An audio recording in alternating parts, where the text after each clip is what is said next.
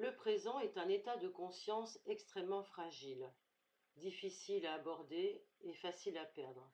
Voilà comment nous définit le présent Martin Schulman. Selon lui, c'est l'essence même à laquelle tend l'astrologie.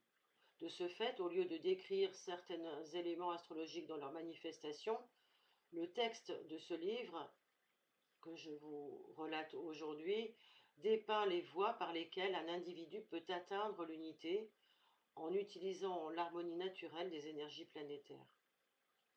Tout livre transmet un message symbolique à travers le langage, et vous, en tant qu'auditeur ou lecteur, vous devez voir ici, au-delà des mots, au-delà de ce que vous entendez, la vibration subtile qui crée toujours l'expérience du présent. Bonjour à toutes et à tous, je suis ravie de vous retrouver pour vous parler donc du quatrième livre, du quatrième volume d'astrologie karmique qui concerne le karma du présent, dont l'auteur est Martin Schulman. Alors, dans les 3 premiers volumes de cette série, l'accent était mis sur des éléments spécifiques de l'horoscope. Nous avons vu les nœuds lunaires, les planètes rétrogrades et la part de fortune. Dans ce livre, la base de référence est totalement différente. Ici, tout est centré sur l'individu et la façon dont il peut utiliser ses énergies planétaires pour en tirer le meilleur parti. Alors, dans l'introduction, l'auteur nous dit qu'il est bien certain que l'individu subit les empreintes karmiques d'autres vies.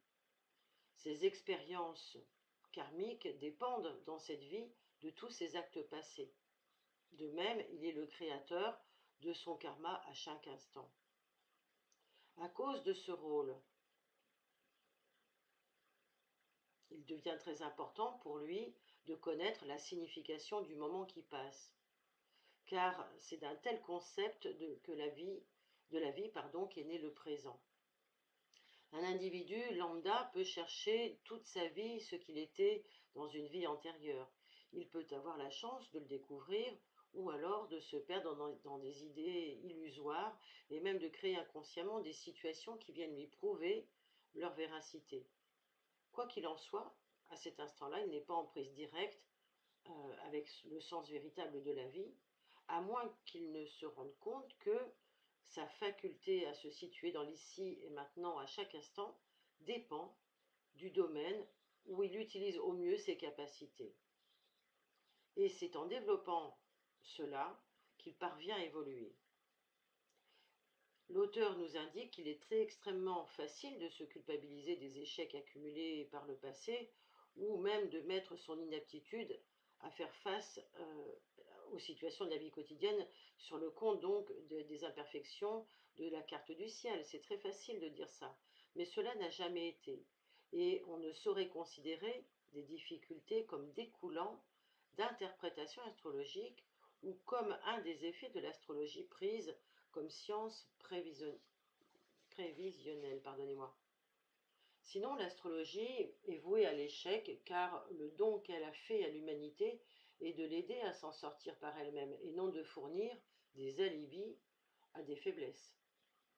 Certes, le karma existe, il est bien réel, mais il ne dépasse les capacités humaines de l'affronter et de le dépasser. Il est important de réaliser que le passé et le futur de l'individu ont moins à voir avec sa manière de fonctionner, de jouir de la vie, qu'avec ce qu'il fait dans le présent. Bien sûr, le passé et le présent ont une forte influence sur la manière dont l'individu perçoit ce présent. Cela est d'ailleurs étonnant, mais cela n'est pas une nécessité. Il est indubitable qu'il est extrêmement difficile d'ignorer hier et de ne pas penser à demain, certes. Et pour aller plus loin, d'ignorer la minute précédente et de ne pas tenir compte de celle qui suit dans le moment présent. Pourtant, l'auteur nous dit qu'avec du travail et de la discipline, il est possible d'y parvenir. Cela ne signifie pas que le passé et le futur n'existent pas. Ils sont là, bien réels. Il n'y a pas à s'attarder sur ce qui a déjà été fait ou ce que l'on n'a pas réussi à faire d'ailleurs, pas plus que l'on a à s'inquiéter de ce qu'il y a à faire après. Il faut le faire simplement, agir et devenir ce que l'on est. On n'a pas le temps d'analyser ses actes, car de nouveau, cela signifie aller dans le passé. On n'a pas le temps non plus de se sentir désécurisé, parce que cela implique de s'inquiéter du futur. On a par contre tout le temps de vivre le moment présent. On brûlera ainsi son karma sans passer des années à déplorer son destin ou à vivre le karma des autres au lieu du sien. On peut accepter les échecs, on peut accepter les réussites, car ils fluctuent comme toute chose. Il est intéressant de noter que ce que l'on croyait être karmique disparaît, car ce n'était rien d'autre que les pensées des autres qu'on avait fait siennes. De plus en plus, on peut reconnaître son véritable karma parce qu'on ne cherche plus à savoir de quoi il retourne. On ne confond plus son karma avec celui des autres, au point de ne plus reconnaître le sien. Cette manière de vivre rend l'individu incroyablement productif et créatif. Ainsi, l'étendue de ses œuvres dépasse l'imagination. En fait, dès lors, tout ce qui est superficiel et les domaines où on disperse communément ses énergies n'attirent plus. Et l'auteur nous dit qu'on ne s'écarte plus ainsi de la réalité du moment présent. On devient alors de plus en plus vivant, de plus en plus centré, de plus en plus conscient, et conscient surtout de sa propre beauté et de celle du monde qui nous entoure. Voilà une belle introduction que l'auteur nous propose au début de ce livre. L'auteur nous invite à poser notre réflexion sur ce que signifie finalement le karma et comment nous pouvons changer notre regard. Et là, nous pouvons reprendre ce que nous avons appris par d'autres auteurs et par d'autres expérimentations, notamment celle, je citerai de Pierre Lassalle, qui nous dit que, du point de vue de l'astrologie holistique, le karma représente l'ensemble de tous les actes, de toutes les émotions, de tous les sentiments, de toutes les paroles et pensées qu'un individu a accumulées lors de ses précédentes vies.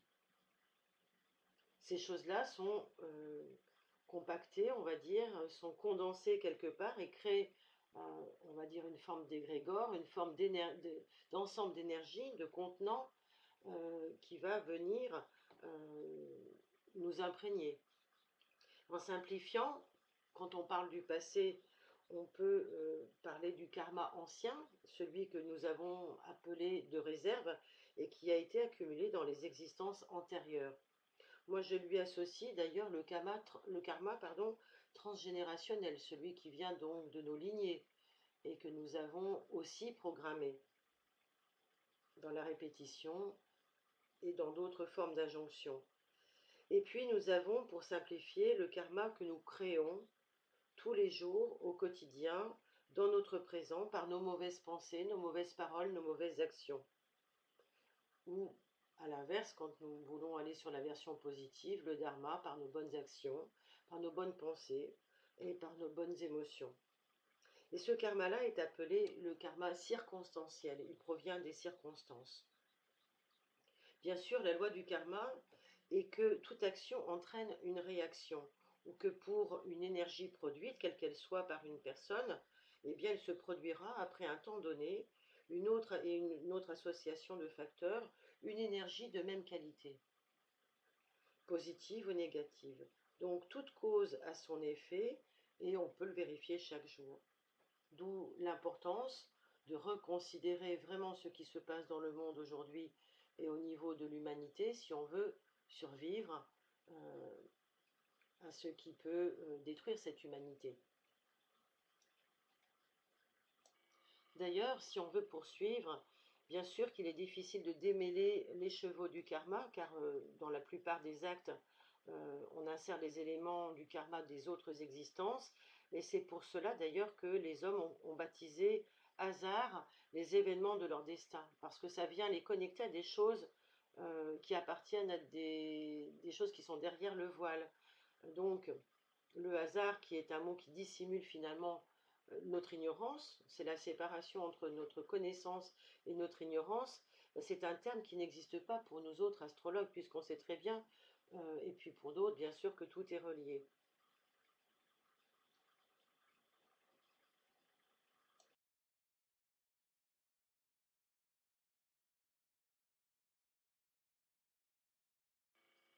Reprenons avec Martin Schulman qui, dans le premier chapitre, intitulé Mise au point sur le karma, nous indique que lorsqu'une idée est propagée dans la conscience du monde, son sens premier se transforme.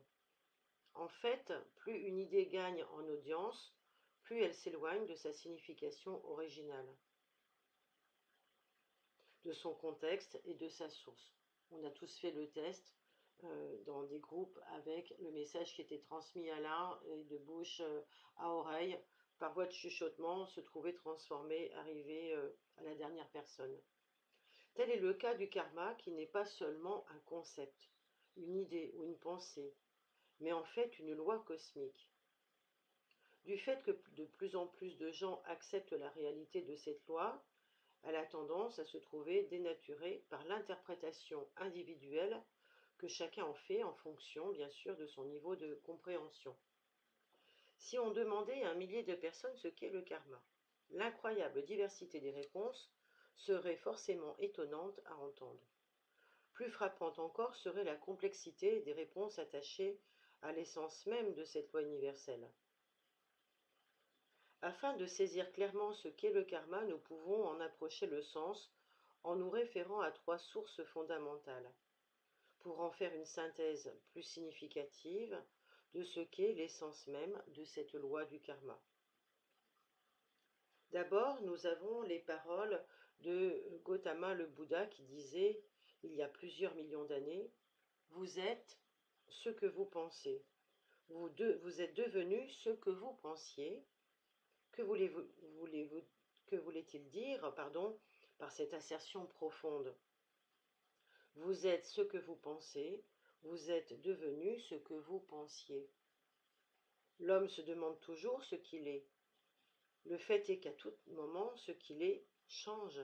Et ce sont ces multiples changements qui lui font se demander s'il existe réellement quelque chose de permanent en lui.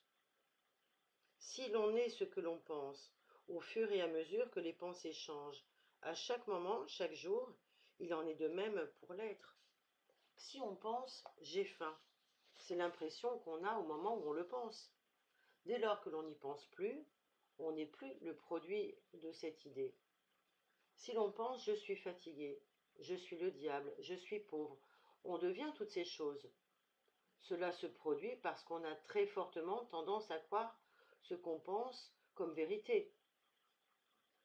Ainsi, suivant l'idée que l'individu se fait de lui-même, il se produit une identification à ses croyances et il peut devenir cela. Si ce comportement dure pendant des années, la croyance se trouve alors renforcée. Ainsi, un tel mode de fonctionnement dans un domaine ou un autre conduira à croire que c'est la seule voie, car on n'en distingue pas d'autre. Revoyons l'analogie avec la faim.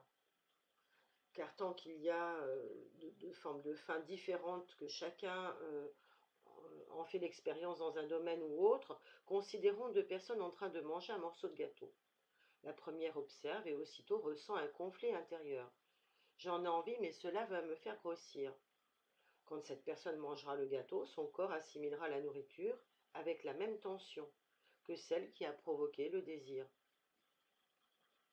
Alors, la tendance inconsciente à ne pas vouloir admettre qu'on a mangé le gâteau avec un sentiment d'insatisfaction de soi-même et le refoulement de l'idée originale et que le gâteau est nocif. Et cela crée une situation où le contact entre le gâteau et le corps fait du premier un maître et du second un serviteur.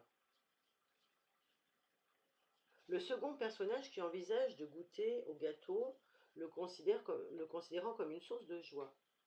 C'est la nourriture que Dieu fournit à l'homme pour combler ses besoins de nourriture, de beauté, de vitalité.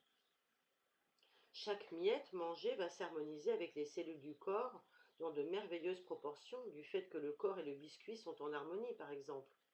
Le deuxième type d'individu ne semblera jamais prendre de poids en dépit de ce qu'il mange.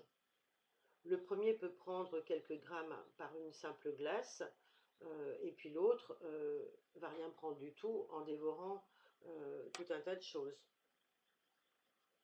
Donc nous voyons là un bon exemple de ce que voulait dire Bouddha, car par vous êtes ce que vous pensez et vous êtes devenu ce que vous pensiez.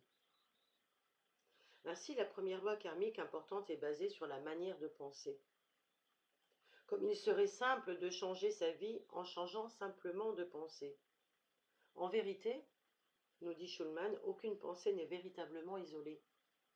Une pensée en amène toujours une autre, qui elle-même en amène toujours une autre, qui conduira finalement l'individu à une manière générale, à un mindset, à une manière générale de penser. Il devient donc inévitable qu'avec les années, on devienne ce que l'on a pensé. Il est intéressant par ailleurs de remarquer que plus longtemps on souscrit à une ligne de pensée particulière, plus on rencontre dans sa vie le type de personne dont les pensées renforcent l'idée originale. On n'est ainsi jamais seul dans ce que l'on pense. Au contraire, par la tendance à partager ses idées avec les autres, la forme pensée du départ croît dans une forme de conscience de masse et nourrit chaque individu de cette masse dans l'idée qu'il appartient à cette masse. Celui-ci se trouve en résonance donc avec tous ceux qui pensent de la même manière que lui et s'écarte de ceux dont les croyances diffèrent. Et cela va donc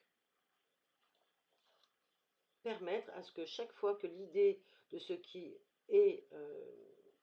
se trouve menacé va chercher dans le passé à puiser dans le réservoir mental présent des individus, des pensées qui vont venir renforcer ce qu'il a l'habitude d'être. C'est ainsi une des plus grandes faiblesses humaines que cette tendance à esquiver la difficulté, à dépasser les modes de pensée habituels.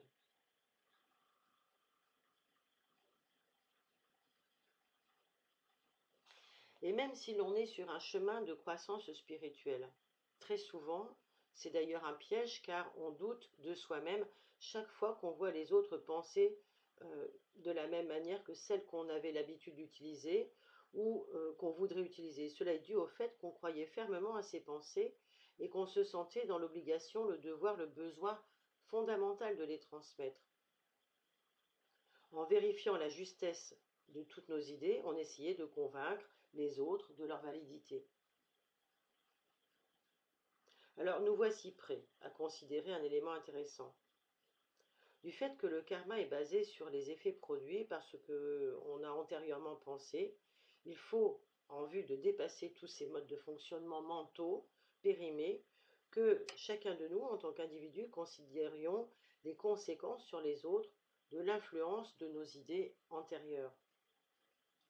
Il est, dans une moindre mesure, devenu une partie d'eux, car, en examinant minutieusement leurs problèmes, au fur et à mesure qu'ils se présentent, ils viendront puiser à plusieurs sources pour trouver des réponses.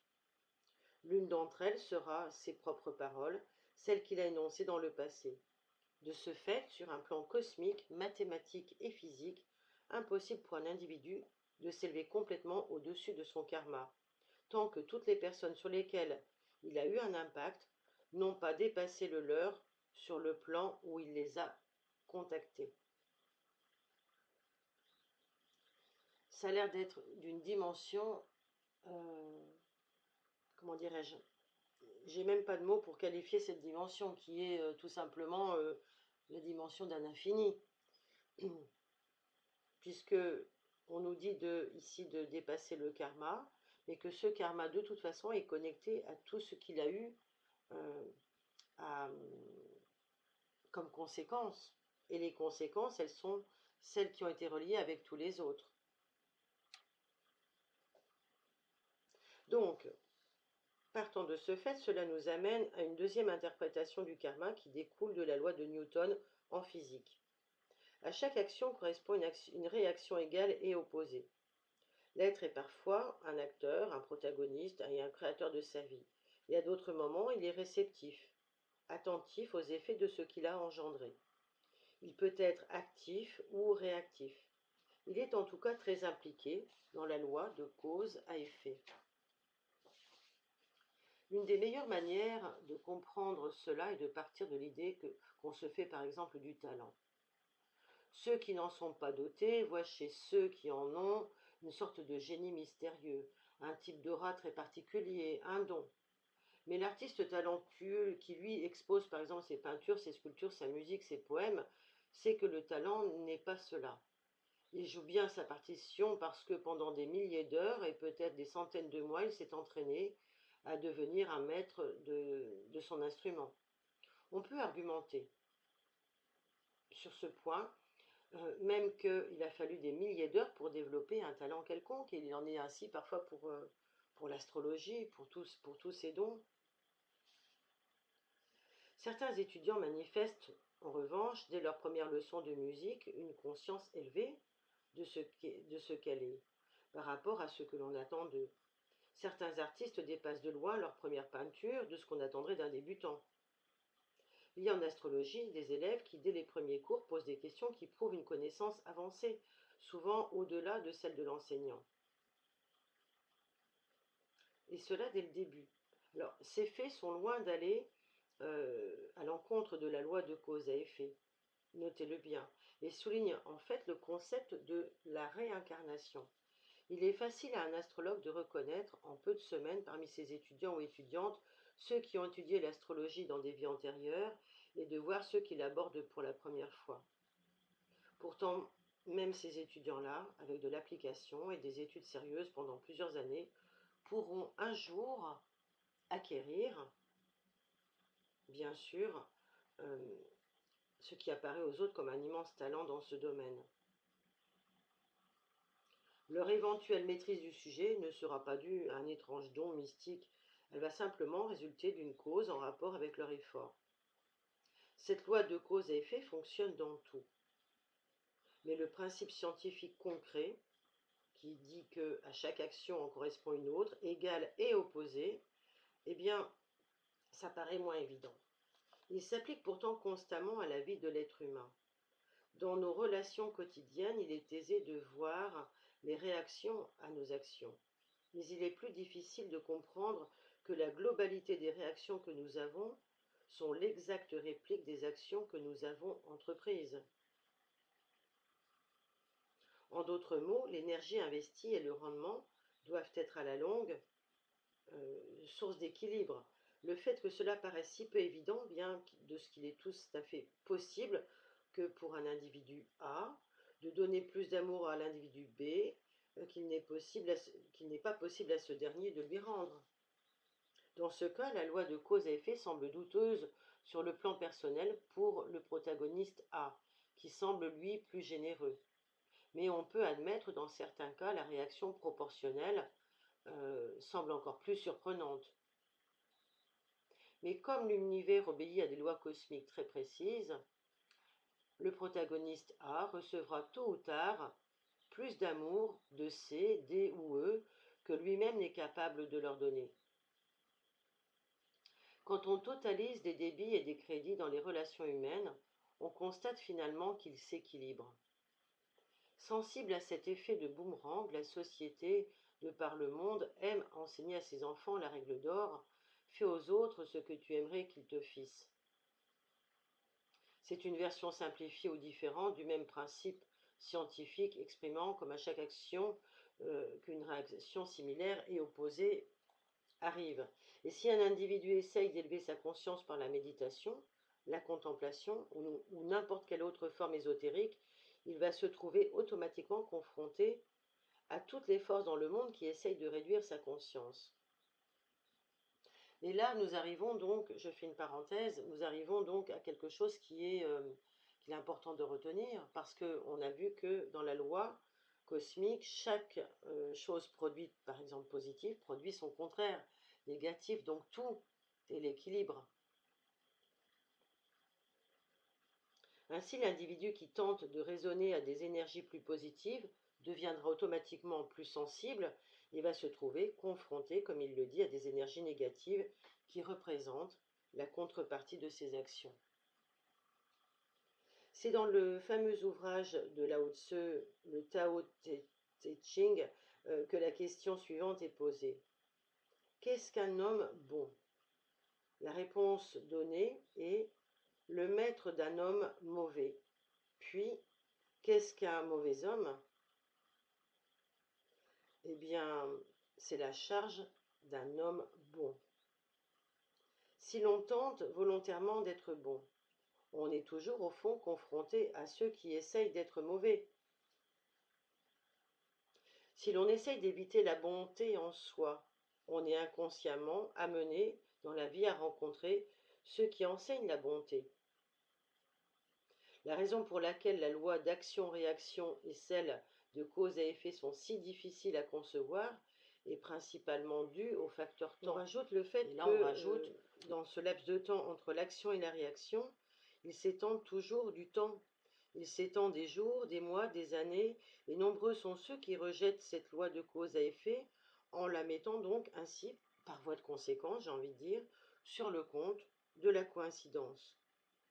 C'est ce que nous explique Schulman. Ce mot représente un obstacle à surmonter si on veut comprendre la vérité universelle en fait. Et quel que soit l'endroit d'où l'individu place sa compréhension, que ce soit un point de vue orienté mathématiquement, scientifiquement, philosophiquement, religieusement, ou encore fondé sur une combinaison de principes variés, le fait est qu'une coïncidence est impossible. Si l'on considère la vie sur le plan personnel, il devient évident que cette coïncidence existe partout. Car le fardeau, par exemple, de désirs insatisfaits crée une telle agitation qu'il est fort peu probable qu'on comprenne autre chose que ce qui est directement lié à l'accomplissement de ses désirs propres. Mais aussi, si l'on arrive à sortir de soi-même pour voir le monde tel qu'il est réellement, on se met alors à percevoir plusieurs mondes. Et chaque individu vit sous la loi de cause à effet, sous la loi d'action et de réaction, dans la perspective de ce qu'il peut percevoir à travers ses propres grilles de captation, si j'ose dire. Et là, c'est moi qui l'ajoute, car Schulman nous dit à travers son propre espace de vie. Ainsi, des gens qui se parlent mais s'adressent rarement l'un à l'autre, eh bien, cependant, c'est une action et cela va provoquer une réaction. Le manque de compréhension qui en résulte va amener les individus à en chercher d'autres pour leur expliquer ce qu'ils n'étaient pas capables de transmettre ou de recevoir d'individus vibrant dans des modes en disharmonie avec le leur. Donc chaque personne va avancer comme ça de groupe en groupe. Schulman nous dit « On ne saisit jamais complètement l'étendue de son pouvoir, car on perçoit le plus souvent le monde qu'on s'est créé que la totalité des mondes qui constituent l'univers. » Évidemment, on a déjà du mal à percevoir son propre monde, on a du mal à concevoir qu'il existe d'autres interceptions, si j'ose dire, référence au film. Si un Américain achète une paire de chaussures importées, nous donne-t-il comme exemple, il aide indirectement à nourrir une famille dans un pays étranger et il se peut qu'il ne la rencontre jamais d'ailleurs, cette famille. Pourtant, il a participé à élever le niveau économique d'un pays étranger, et là je pense que l'exemple est généreux, et en même temps permis à cette famille indirectement de bénéficier de quelque chose, du produit de son travail. Alors, selon Schulman, l'élément fascinant de ce cycle devient clair lorsque l'on réalise qu'il est probable qu'une partie au moins de ce qu'on veut comprendre, alors excusez-moi, donc il est probable que en fait nous percevions par qu'une série de mondes forgés par des gens que probablement nous ne rencontrerons jamais, mais que chacun, finalement, par son rôle, empiète sur la vie des autres. Si bien que la loi universelle d'action et de réaction, de cause à effet, de loi cosmique et du karma est accomplie. Tout est relié et on l'a vu en physique quantique avec les différents principes qui ont été abordés. La troisième interprétation, d'après Schulman, du karma émane de ce qu'un célèbre voyant que vous connaissez, qui est Edgar Cayce, qui par des immenses qualités visionnaires, celui-ci a été capable d'aider des milliers de personnes à recouvrer la santé et à trouver un mode de vie plus harmonieux. Il leur indiquait directement la cause de leur maladie et il leur disait ce qu'il fallait faire pour l'enrayer, et cela dans un état de transe. Donc tous ces travaux d'Edgar Cayce étaient basés quand même sur la loi du karma. Au lieu de l'exprimer comme Bouddha l'a fait, vous êtes ce que vous pensez, vous êtes le produit de vos pensées, ou comme le mathématicien Newton, à chaque action correspond une réaction égale et opposée, Cayce, lui, décrivait en 2 mots cette fascinante loi cosmique et il parlait de la rencontre de soi. C'est intéressant ça. Que voulait-il dire par là? Comment se rencontre-t-on? Est-ce que Cayce fait référence à un miroir à travers lequel chaque individu cherche à se percevoir par le biais des expériences et des gens qu'il rencontre? En fait, ce que Cayce a découvert, c'est que la meilleure manière de connaître l'homme est de considérer la façon dont il se voit lui-même. Le miroir ne ment pas. Il montre ce qui existe vraiment. Bien que ce ne soit pas la réalité de l'homme, c'est un reflet suffisamment puissant de sa réalité pour qu'il croie que c'est la seule chose existante. Et là, ça renvoie à d'autres... je fais une pause. Ça renvoie à vraiment d'autres choses qui sont ultra puissantes dans des choses qui appartiennent à toutes ces choses qu'on nous a jamais expliquées, mais qui est le principe même de notre fêlure, si j'ose dire, narcissique. Euh, le fait qu'on ne puisse se percevoir que par le miroir, que par le reflet dans l'eau, dans notre émotionnel. Alors continuons avec Schulman. Les gens aiment savoir ce que les autres pensent d'eux. Ils cherchent d'ailleurs une approbation et font tout pour éviter d'être donc désapprouvés par le monde extérieur.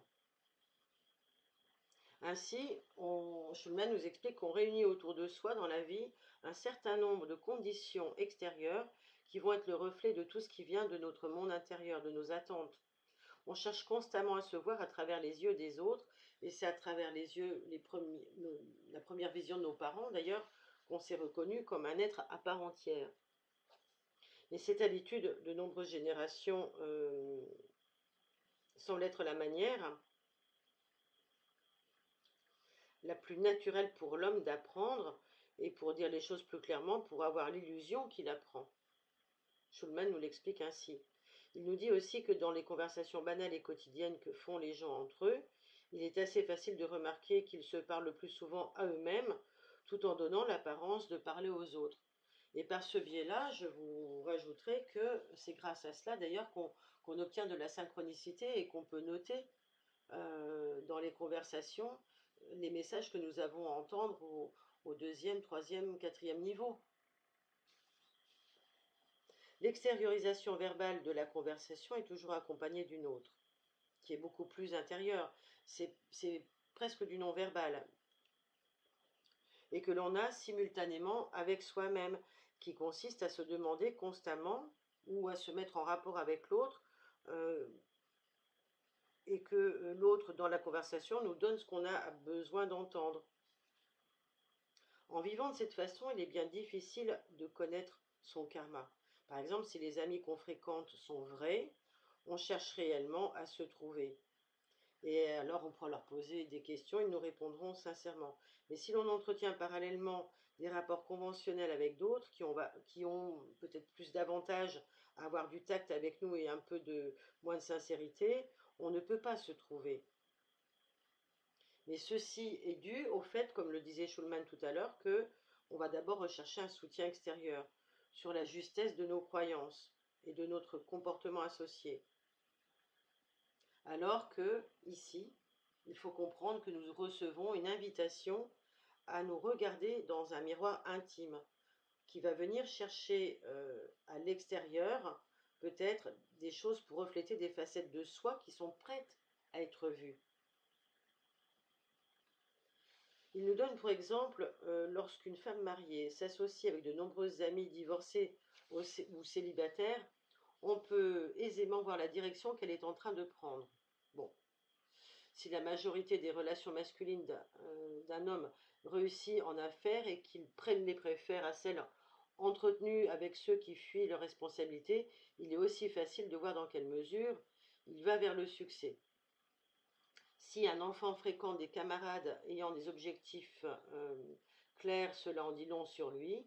Alors, Voilà, Schulman nous donne tous ces exemples, mais en se basant sur la manière de se rencontrer soi-même ou d'aller à la rencontre des autres, comme dirait Edgar Cayce, eh bien cela concerne notre karma.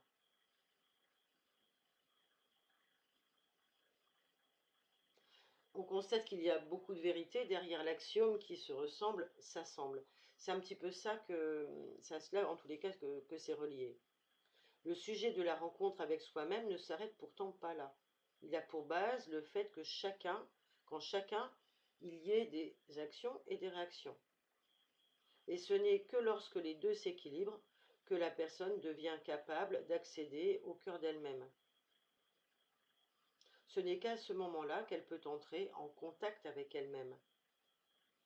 Et l'équilibre, eh bien, c'est se voir étant par rapport à ça, par rapport ces différents points de vue. C'est changer la chaise, en fait, au sens de Jung, hein, changer la chaise sur laquelle on se place pour voir le rôle qui est joué. Alors, Schulman continue en disant que selon Obzhensky, il ne dit pas qui est Obzhensky, je vous invite à regarder, je n'ai pas moi-même pensé à le faire.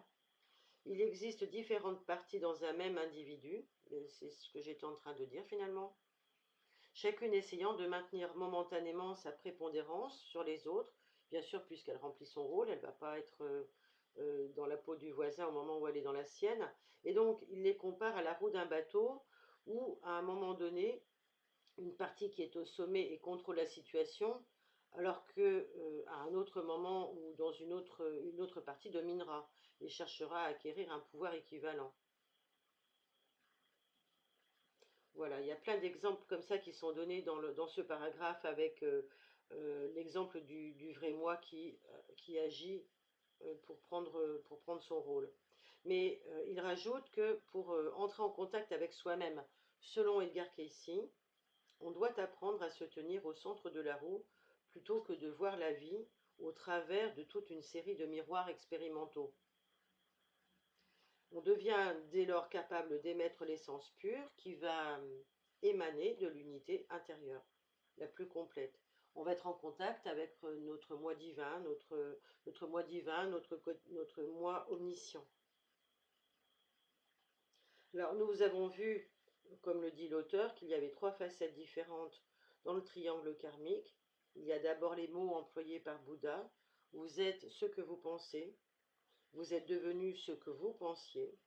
Ensuite, dans les lois mathématiques du mathématicien Newton, à chaque action dans votre vie correspond à un moment donné, c'est-à-dire plus tard, bien sûr, ou j'ose pas dire avant, mais bon, dans un espace-temps, cela correspond à une expérience d'une réaction égale et opposée. Enfin, troisièmement, comme nous le venons de voir avec Edgar Cayce, le processus par lequel on passe pour se trouver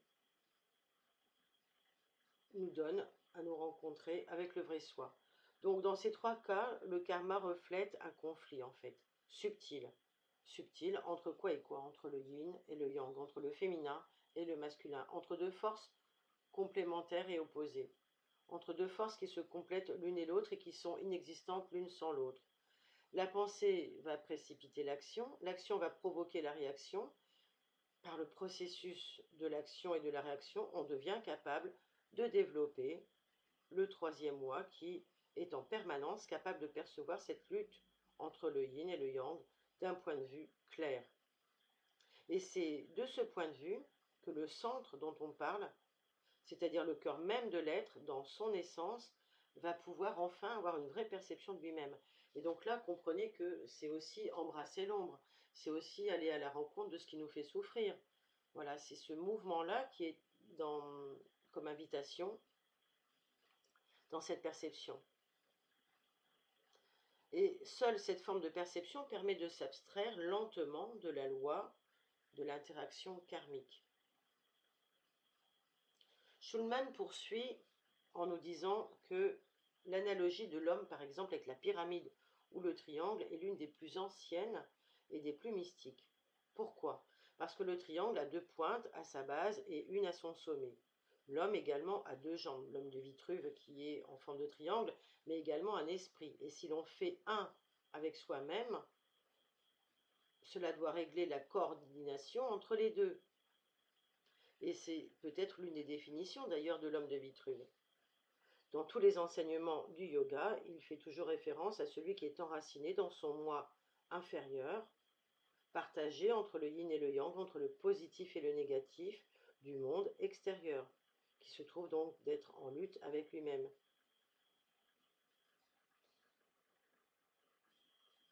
Alors de ce savoir découle une plénitude qui vient du fait qu'on s'est trouvé soi-même.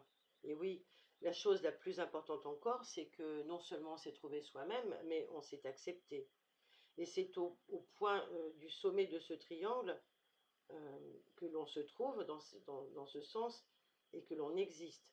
Et cela est le plus souvent le résultat d'années de lutte entre les deux points opposés à la base du triangle. Et retrouver cela, ce concept, dans chaque chose que nous vivons.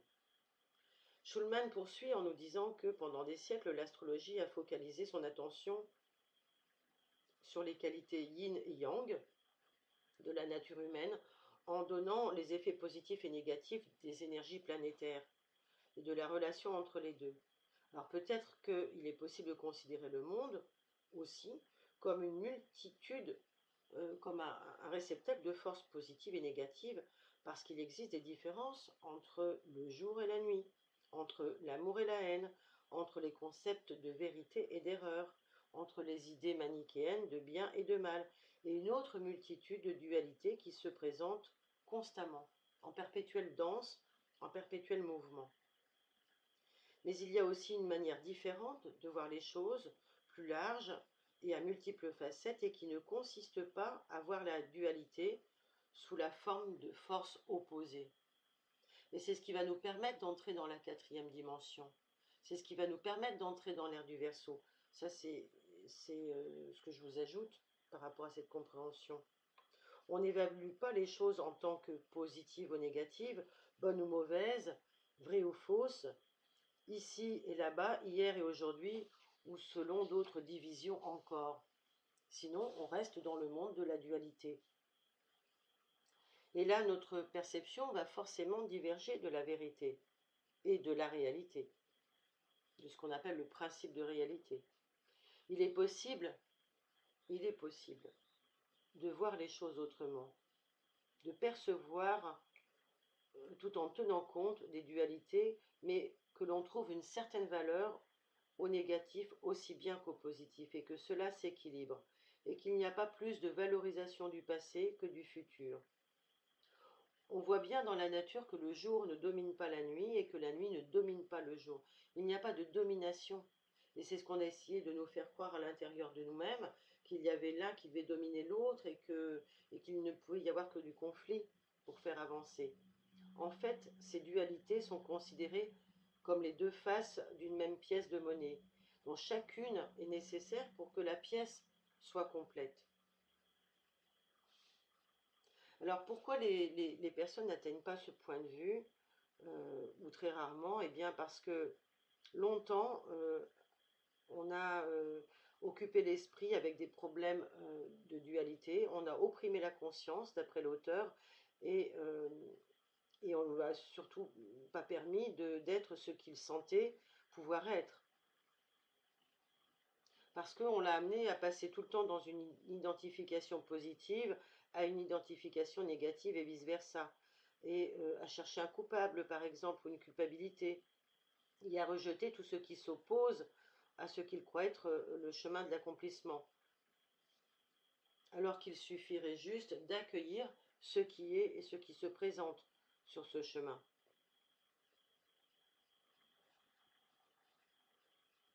Et donc, d'une façon bien induite, n'importe qui peut rendre responsable l'autre, responsable son enfance, responsable ses parents, sa religion, son époque, son entreprise, son patron, son sexe, etc., ses professeurs, son travail, ses amis, la société dans laquelle il vit, de toutes les frustrations, de toutes les restrictions, de toutes les entraves qu'il croit être les causes de ces conflits internes. Mais ce qu'il ne voit pas, c'est qu'en gardant les choses, en regardant, en ayant cette vision des choses sur ce qu'il ressent, eh bien, il viole les 3 principes fondamentaux qui constituent la loi du karma. Il crée ainsi des pensées discordantes qui l'empêchent d'être le créateur de ce qu'il désire être. Il se plaint des effets de ces pensées qui le mettent en désaccord avec le second principe du karma ou de la loi de cause à effet. Et finalement, à force d'essayer constamment de se percevoir à travers les yeux des autres, il fait tout ce qu'il peut pour éviter de se rencontrer lui-même dans la véritable lumière de la compréhension divine, donc dans la compréhension de son ombre. Alors pourquoi fait-il continuellement tout cela? Schulman nous dit il fait tout cela pour tout ce qui va l'empêcher d'être avec lui-même. La réponse n'est pas mystique du tout, elle est en fait éminemment simple, et dans sa quête de vérité, l'humanité a souvent tendance à passer à côté d'elle, et on l'a vu par le passé. S'il n'existait rien dont on puisse se plaindre, ou s'il n'y avait pas de problème extérieur qu'on puisse rendre responsable, par exemple, d'entraver nos progrès, si par exemple tous nos problèmes d'argent et de nourriture n'étaient plus là, que deviendrait-on? Il est plus facile d'être un bouchon flottant dans l'eau, attendant le courant extérieur pour aller de ci, de là, et d'accuser tous les courants extérieurs d'être des obstacles, que de prendre la responsabilité de devenir tout ce que l'on pourrait être. Voilà ce que nous dit Schulman. Il nous dit aussi que quand Shakespeare disait être ou ne pas être, telle est la question, le monde a eu de la peine à comprendre ce qu'il voulait dire. Selon lui, le défaut de compréhension de cette phrase ne se trouve pas atténué par la simple raison qu'on va étudier l'astrologie, ni même si elle est la première étape vers la compréhension. D'après Schulman, il n'y a guère d'étudiants en astrologie qui, à un moment ou à un autre, ne cherchent pas à accuser un aspect ou un autre dynamisé dans leur thème des circonstances de leur vie. Et oui, et c'est d'ailleurs là où nous devons faire très attention à notre rôle aujourd'hui dans cette époque. Ainsi, la nature de l'homme est faite de telle manière qu'il essaye toujours de trouver à l'extérieur de lui-même un bouc émissaire. Alors le bouc émissaire, c'est une raison en fait, une raison d'exister, parce que l'on nous a appris à exister en allant chercher le regard d'approbation à l'extérieur. Et c'est la première erreur que nous puissions faire en ce monde pour nous créer du karma. Cette recherche à l'extérieur de soi, qui va aller chercher des raisons, des faits, des justificatifs, des causes, rappelle ce que disait Shakespeare dans ce qu'il aurait appelé l'état de non-être. Mais dès le moment où un individu décide ce qu'il veut être, il commence véritablement à se mettre en route et à considérer à la fois comme la cause et l'effet, le chef et le serviteur, la source et le reflet. Et dans son essence, il peut devenir son propre gardien. Et c'est à ce moment, à ce point, qu'il peut commencer à comprendre le sens réel du karma. Car réellement, la seule chose commune entre les événements, les circonstances, les gens et la vie, les gens qui l'entourent dans sa vie, eh bien, c'est lui-même.